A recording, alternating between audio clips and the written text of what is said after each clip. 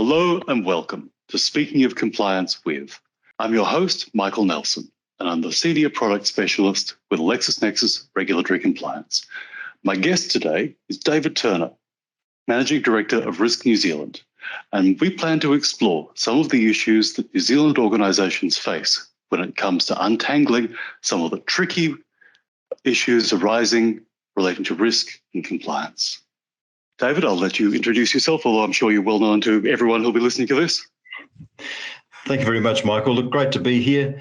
MD of RiskNZ. I've been with RiskNZ for about 5 years now, on the board as well. And look, risk has certainly taken a different approach over the past year and a half. So this is an exciting conversation, and I'll be talking from my experience purely, not being a compliance expert, but I've certainly seen a lot of compliance out there. Brilliant. Thank you very much indeed. So I think from the outset, let's define terms. Let's explore what we mean when we say risk and compliance, because I think in a lot of people's minds there are elements of the two that overlap, and there are elements of the two that can potentially be quite distinct. So David, talk us through, in your mind, how do you see the relationship between the two, if there is one at all? Well, a really good question, Michael. There is a close relationship. I think they're very closely aligned.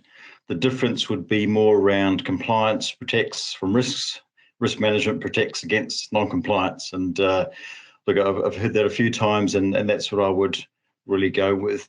In my mind, compliance is a very good sounding board and a very good way to check how your risk management is going, and making sure you've got everything you should have in place and going through that kind of list, if you like, but not making a checklist. And risk management is very much complementary to compliance and making sure you're getting that compliance right, that there's good substance behind it and there's good thinking around that compliance. To me, compliance is all about risk management. Yeah, thank you. So if you, greenfield scenario where you're just starting from scratch, where would you begin? Would you look at risk first of all and then spin compliance out of that? Or would you look at an organization's broader compliance landscape and then try and tease out the risks that flow from non-compliance? Oh, look, if it was say a new organization, I'll be certainly looking at their scope, how they align to where they're going, and then start looking at those risks and see exactly what they may have. That'll take time going through every element of that organization. And then also what organization or industry it might be, it's what are their compliance needs, what are their obligations, and then making sure that's starting to come together in line with the risks they have. And I think when you're looking at those two different aspects, then you can start putting it together to make sure that your compliance is actually looking at the right types of risk in that organization. Yeah, no, that makes sense. So in New Zealand, now, you mentioned that you've seen some growth in certain areas and people's awareness of particular aspects of risk and compliance. In your experience at the moment, where do you see compliance management sit in terms of maturity in the New Zealand jurisdiction? Well, if you take the last 5 years and look, working in industry after being in Australia for a while and coming back, and I've seen it grow in, say, the past 6 years, actually, it's coming a long way.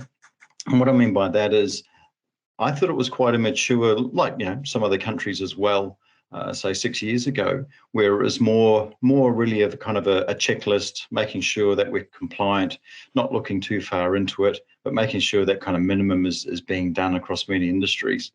What I'm seeing now is that there's more maturity where people really need to get it right. The maturity is rising, especially in the risk management side, and COVID has helped enable that by giving people the ability to look at risk from all different directions, know that it's not that hard and everyone has to get involved.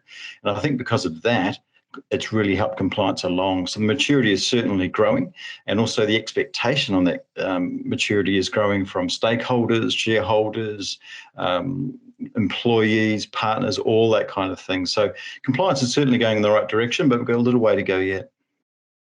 Yeah, interesting. It's when you say people wanting to get it right, what do you see as driving that? Is it part of the sort of the New Zealand approach to being a responsible community player? Is it external things like shareholders, for example, or regulators that are pulling organisations along, or is it kind of an internal organisational awareness that compliance is something that we need to look at and adopt better because it makes us a better organisation overall? Yeah, look, from what I see, compliance is becoming very much in the focus because the expectations. There is a big expectation now that organisations are doing the right thing. They're looking after their risks because the repercussions are quite wide in the own organisation, right into the community and right into the economy. And I think that's where not just government pressures, but also social pressures are making sure that organisations are doing the right thing. And that's all ending up with compliance. And look, there's many compliances coming in. If you take the food industry, for example, there's a lot of compliances there, and they are really starting to tighten up.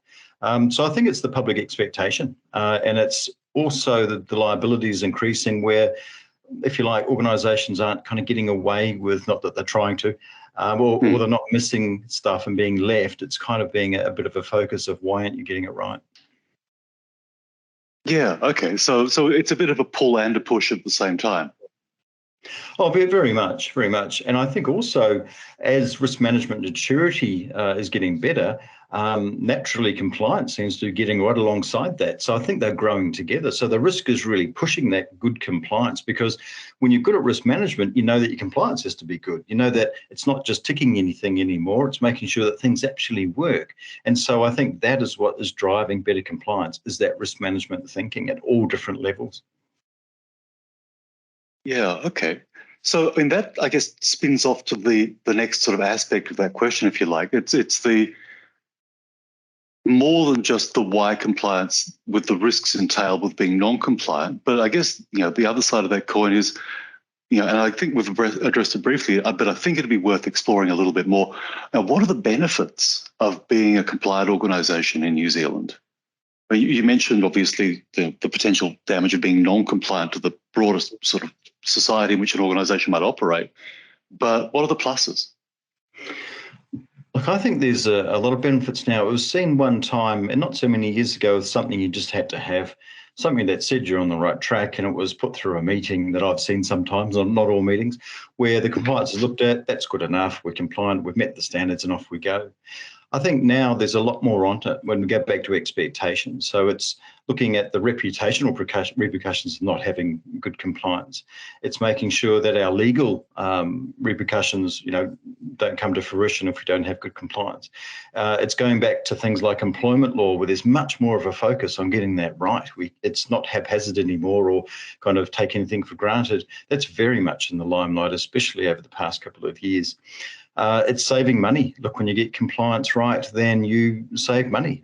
You're looking more at resources. You're looking at the way you manage risk. And when you look at the way you manage risk, you're looking at the way you do things and looking at efficiency. So compliance can be very advantageous for an organisation if done right. It also encourages more understanding, visibility, control of your organisation, so people can actually see what's going on more if it's done correctly. And all of this, what I see, brings more trust and confidence. So if you're an organisation, private or public, you're going to have a certain amount of people that you rely on to have trust in you, confidence in you and what you're doing. And if your compliance is right, then that tends to actually reflect on that. So it's quite a positive.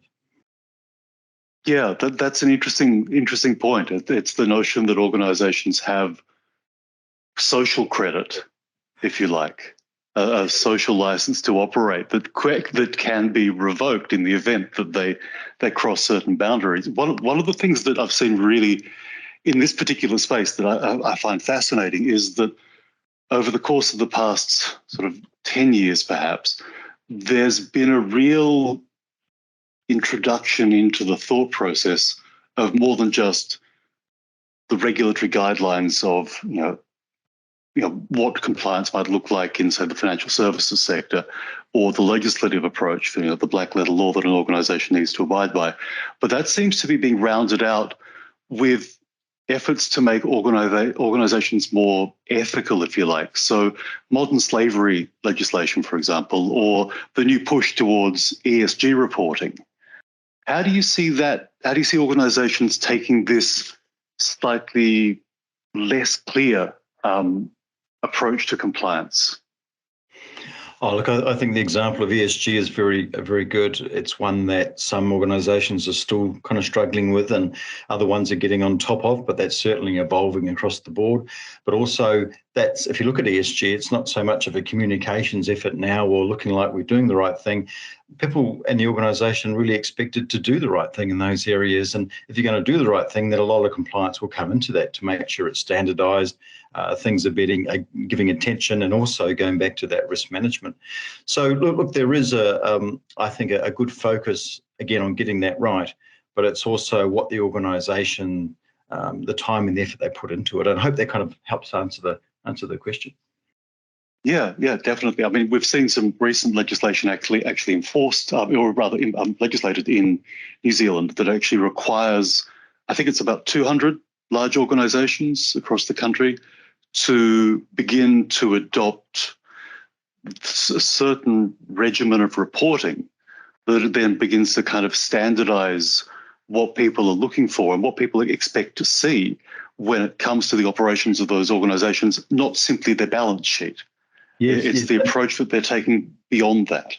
Exactly right. And look, if we're looking still at that benefits, which we are, everything you just said there, Michael, for example, what I'm seeing now is that partnerships and sponsorships and people merging, and organisations are really looking at the compliance sheet and saying, okay, are you going to be a risk to us if we merge or kind of team up with you, or are you going to be a benefit? And also from that compliance, they can start digging down, asking and challenging, saying, how is this done? How do you do this? And when the compliance is good, then again, you're not only having good compliance, you're opening yourself up to great opportunities. So there's a lot of good things in there. Yeah, absolutely. I couldn't agree more. I'm looking forward to Australia taking the path that New Zealand has in that regard. At the moment, there are certain serving suggestions, if you like, certainly of the two larger financial regulators here as to the kind of guidelines that people should adopt, but certainly nothing to the extent that New Zealand's picked it up. But one of the questions that we see on a regular basis when we're talking about compliance is the proper resourcing of it. Now, obviously, as organisations shift from a simple review of what they're alive to and ticking the boxes saying we're across this, one of the things that entails diving a little bit deeper, of course, is devoting more resources to this. So I guess one question is, how are compliance professionals in the current kind of regimen dealing to those particular issues that flow from, that sense of the deeper we dive into compliance, the more we need to get across, and the more we then need to share with a broader organisation with all of the time and potential financial and professional support that requires. Yeah, look, I think there's a big plus here, because with your question, getting compliance right and improving it, there's a lot of things that we need to do, which also helps the organisation. So first of all, there's a focus on good and better understanding of what compliance actually means to the organisation and what it means to the greater community with expectations. So to get that right, you've really got to make sure you have good business skills and knowledge, and what methods or models you might be using for your compliance. When we're talking about, say, a risk-based method, or we're talking about collaborative, getting that bit right.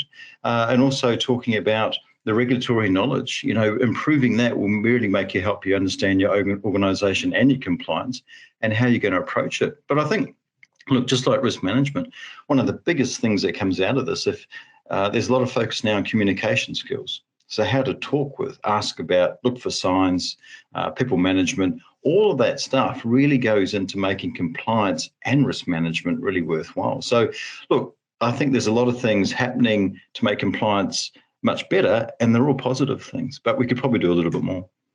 Yeah.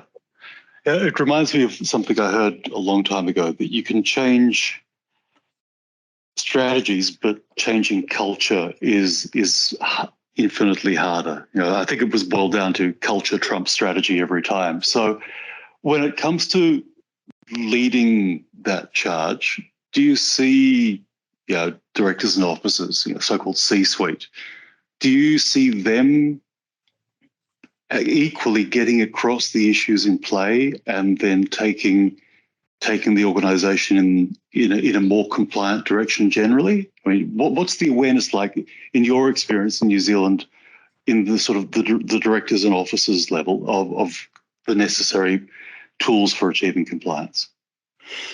That is a great question. And look, after 6 years of looking at many programs, projects, and working with private organisations and all that kind of thing, one thing really is starting to stand out. And if we take the example of reporting on a large project or reporting on compliance, we're finding that at board level, at SMT level, that we need more education on risk management, and that's round about kind of what to look for, looking for key signs, what to challenge and what to kind of chase up or dig down further on when any kind of report is coming up, be it compliance report, risk report. So with this education, it really centres around knowing what the good issues are, knowing what assumptions mean, all those kind of simple risk management things, and being able to identify the right key points. So when you're looking at C-suite directors, and look, we're getting there slowly. There's certainly been an improvement, but the biggest thing is that people realise they need to improve, and boards certainly realise they need to get the right talent on there. They need to start doing more education in compliance risk management so they can see exactly what's coming across the desk and they can ask the right questions. So look, I can see more compliance training and real understanding starting to rise slowly, which is a great thing. Also along with that risk management knowledge. So it's kind of working in unison. And also there's probably an assumption that's slowly going away that lower managers and consultants will be able to do the compliance. We won't need to look at it much. We'll just need to see the final report and that'll go through as okay. Look, that's starting to go away, but now we're boards especially starting to dig more into it and say, well, how did you come to that? What are we doing? What else are we doing? Have we looked at all the risks? And look, this is really positive stuff. Yeah, not to mention the what's my personal exposure if something goes wrong question. Oh, which is absolute key now. And look, I know a few people who shy away from getting on boards because of that exposure, the liability, and that was a big thing. Probably up until about even 6 to 10 months ago, we were having a bit of a low kind of rate of people wanting to get on boards because of that. But I think we're starting to combat it now really well by getting the risk management right, knowing what to look for and challenge, because when you do that, you make yourself a lot safer because you're a lot stronger and you're managing your risks and compliance a way a lot better. So people, I think, are starting to get attracted to come back now because they know they're getting more tools to go on with. That segues neatly into my next question, which is, you talk about the gradual growth of tools that get people better across, and not just at C-suite, but in everything we've discussed today, the gradual growth of awareness and availability. So, what is hindering the growth in compliance? Now, obviously, there's been sort of an incremental growth in all of the good things that we've been talking about so far today. But what's left there to do to get us close to a perfect state? Look, from a very risk management point of view, because I'm a risk guy, I believe that everything centres around the world of risk, and everyone has to live and breathe. That's risk management to me. So it always comes back to the root cause of most things. And when you're talking compliance, I think, as we briefly touched on before, is that appreciation for compliance is really important, but it's only as good as your risk management understanding is. And so the better you are at understanding risk management, the need for it, how to do it, and looking at everything from a risk, an issue, an assumption, and even an opportunity, which is quite new in some industries, then our compliance starts getting better. So I think that was hindering it for a while, and it's still hindering it now a little bit, but it is getting better. But it's all of that appreciation for risk, but more importantly, how to do risk management. Yeah, that point that you made about assumptions is really interesting, because I think, and certainly speaking from my Australian experience, I think for a long time was the view that if nothing's gone wrong, everything's right. And I wonder whether that's something that you've seen in New Zealand, that everything's okay because we haven't crashed yet. Very much. Look, and I think probably in some countries as well, but I do see it. I think that's probably why sometimes a lot of consultants and contractors are employed to help with that and kind of look where other people are just so close to it, usually with all good intention, they can't see it. It's like being too close to the flame. And when things are looking right and there's lots of green and orange on the reports and the compliance is looking pretty good, people don't give too much attention to it as long as they kind of get through. And I think that's starting to change. I was saying before about people are challenging more and looking more into it because of expectation. There's liabilities and people are expecting that. But also one of the things has become a bit of a culture sometimes in some, for example, projects or large programs or BAU in business, is that we've become very good at reporting what people want to see or want to hear, and even unintentionally, and the way we word it. And I think it's all in that wording. So, for example, you get a report, whether it be a compliance report and it's an update or risk management report on something that's going on. A lot of times that wording won't say exactly the health of whatever it is you're working on. So it's a big program of work.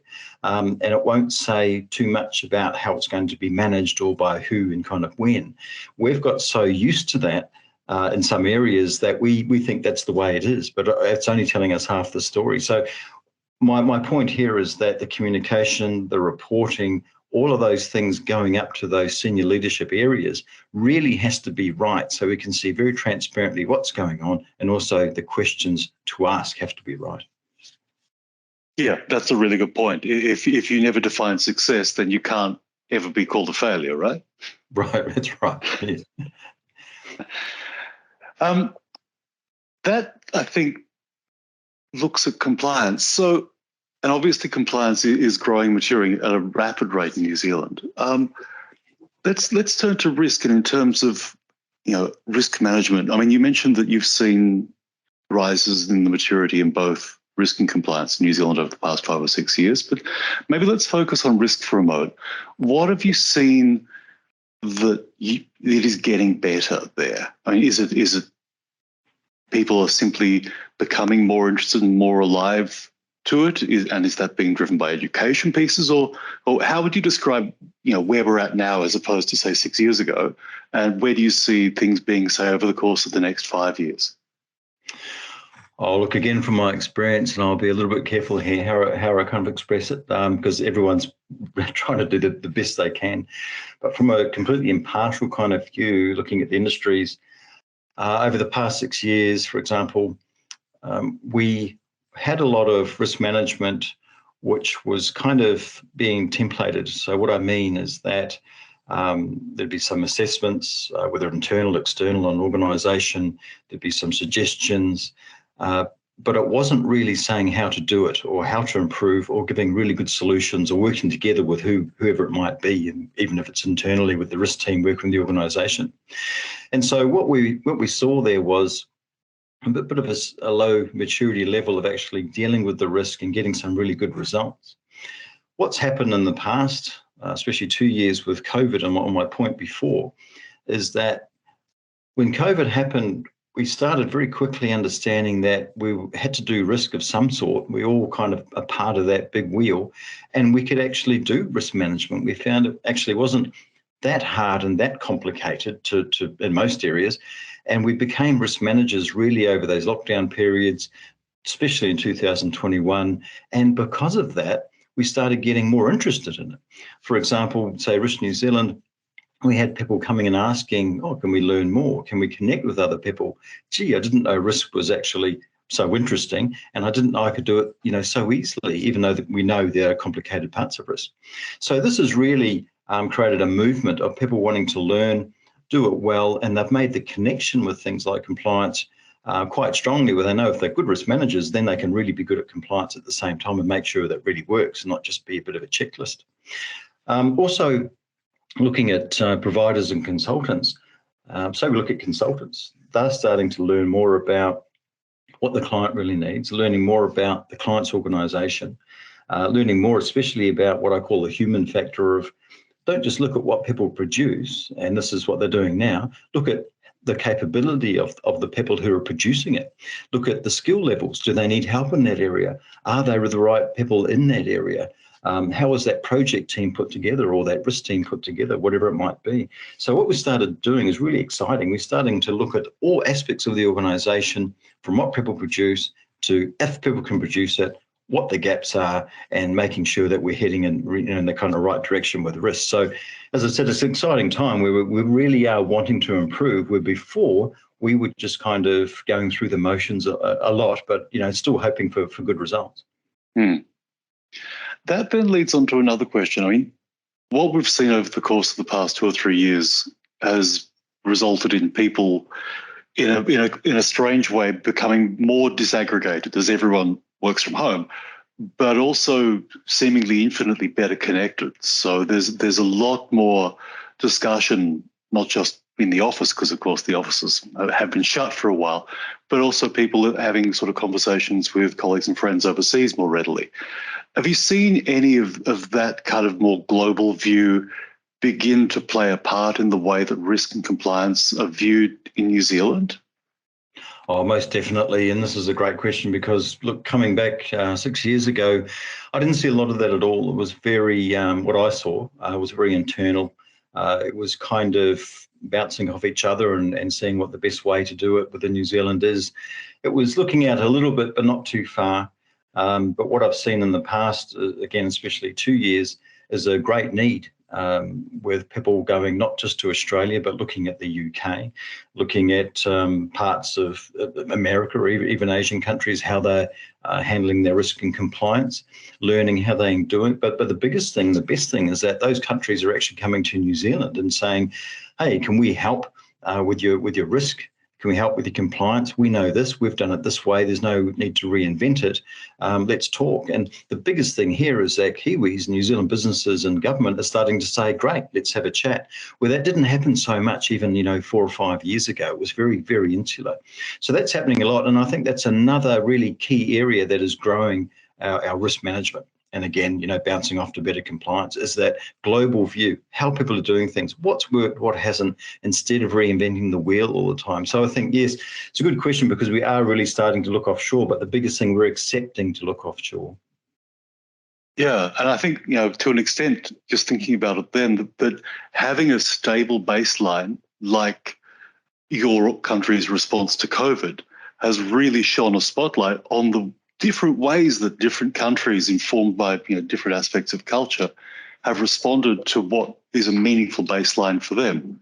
For example, I've got friends in Germany. For them, isolation is 5 days. Here in Australia, up until recently, it was 7 days. I'm not sure what it is in New Zealand, but it does, I guess, highlight the fact that even in response to the same sort of risk, people's risk tolerance and risk appetites can vary tremendously. And it's not until we get something like this where there is a global baseline that we actually begin to appreciate those disparities.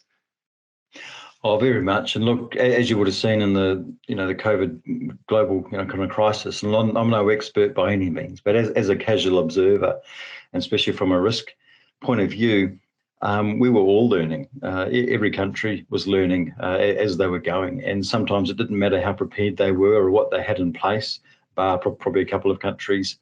They were making things better as they went, including us. We were learning as we went sometimes, and then would have to draw back on some things and expand on another. And all of that is really kind of risk management as you're going. And I think that reflected also, from my point earlier on the general population, kind of even unintentionally seeing how risk management was working in real life practice and seeing what decisions had to be made and what needs to be adjusted even overnight or in the next hour, and then finding the best way. And I think that really cemented in a lot of people's minds that, wow, this is risk management, this is how it's done. And it was a live show, if you like. But yeah, as you say, we certainly did kind of touch and feel a way through sometimes and find the best thing to do, but it's also taught us a great deal, and I hope we don't forget any of that teaching, and I hope we just build on it.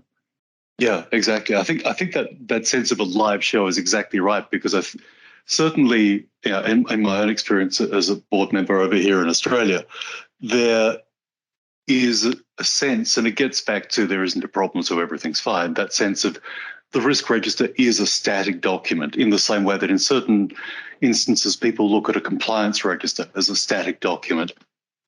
But it really, in taking that view, you miss out on the fact that the risk register is a living document that needs to be constantly reviewed to respond to what's actually driving the risks, both internally and externally.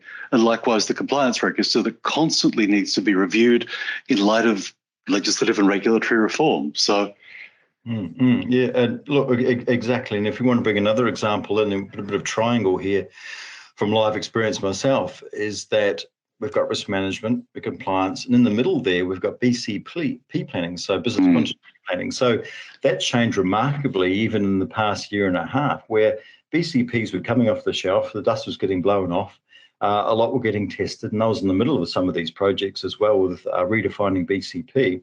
And we found that to manage our risk properly, to stay compliant, and different industries would have to, that BCP came the crux of everything. So that was breaking it down, making sure it worked, doing scenario planning. And it was as simple as making sure that the comms worked, the numbers worked, and everyone knew what was going to happen if we needed to do something, and going over and over it again. So that was a huge positive that came out.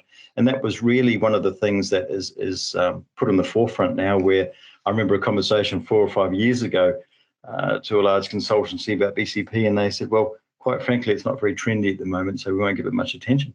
So that has really come to the forefront, which is absolutely brilliant. Yeah, well, let's hope that crises don't become trendy and we don't have to rely on those to keep people's focus on things like that. That then, in a way, kind of moves me into kind of the next part of the discussion.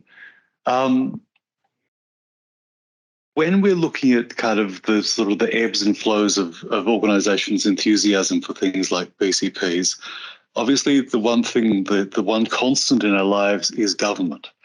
So when, in your experience, you're talking with people in government as opposed to the private sector, for example, do you see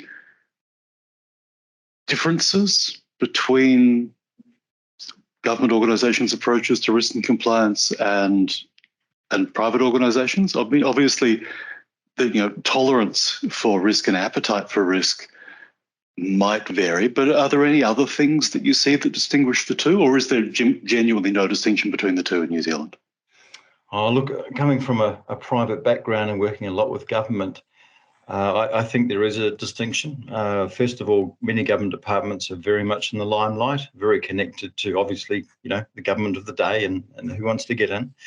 And so they have a lot of exposure, especially what the community and public expect and what is needed. So they've got everything from procurement compliance to looking after public contracts, privacy laws, data protection, cybersecurity, the way they do bidding, the way they do RFPs, scoring criteria. Look, there's a lot in there. And then, so when you're looking at compliance and especially risk management to make all that happen, that's a huge thing. And I've worked with departments where they just have 1 or 2 teams concentrating purely on managing all of that to make sure reputational damage doesn't happen to the department, making sure that they are honouring what they're promising to the community and government, and all those sorts of things. So when we're looking at private, if we do take, again, say the building industry, or we take the food industry as an example, look, they have a lot of compliance there, and it's only mounting, especially when we look at food production, training, health and safety, product care and how you store it, services, even in that private kind of healthcare as well. Construction industry in itself is the huge kind of safety area there. So look, there's different compliances, but the both are very much can be thrown into the public eye very quickly, reputational damage, and also affect people's lives. And so they're just slightly different, but I think there's just as much focus now on the both, but in different ways.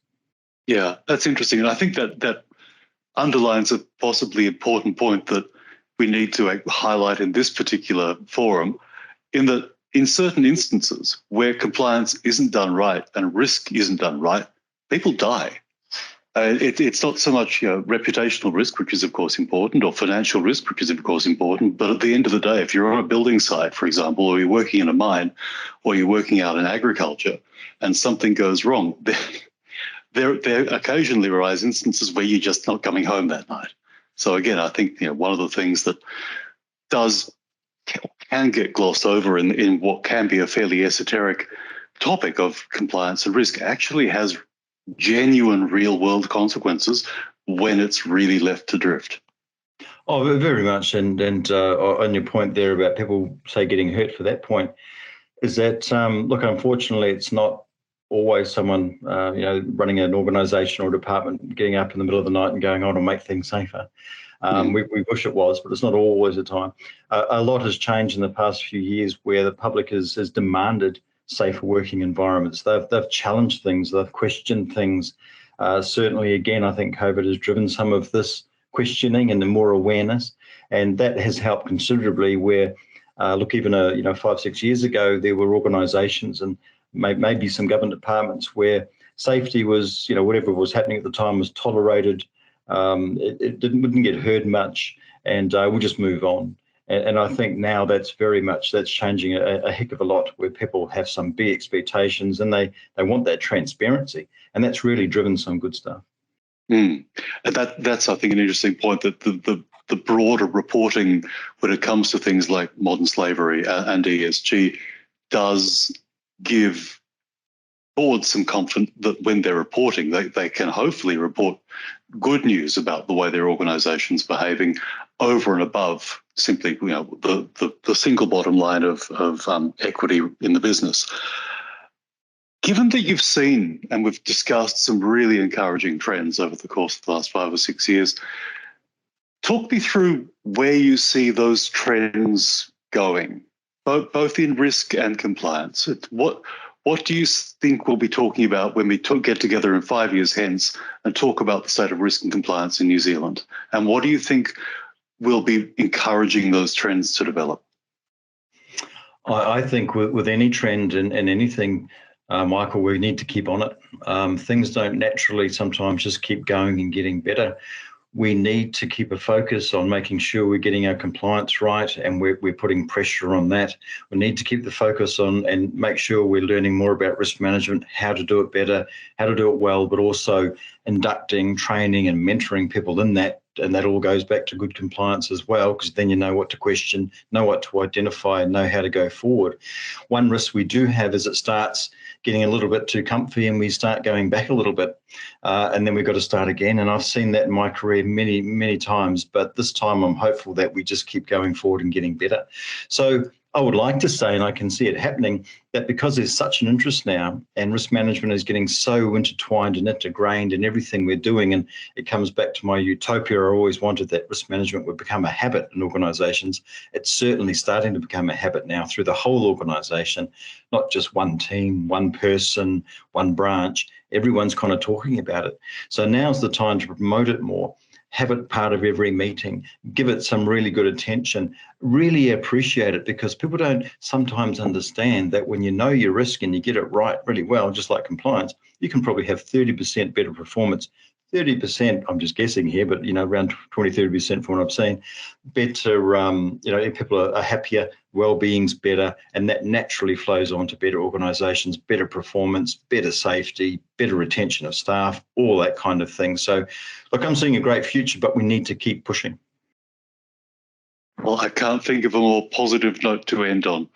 David, thank you so much for your time and your experience and your insights into where we're at in terms of risk and compliance in New Zealand.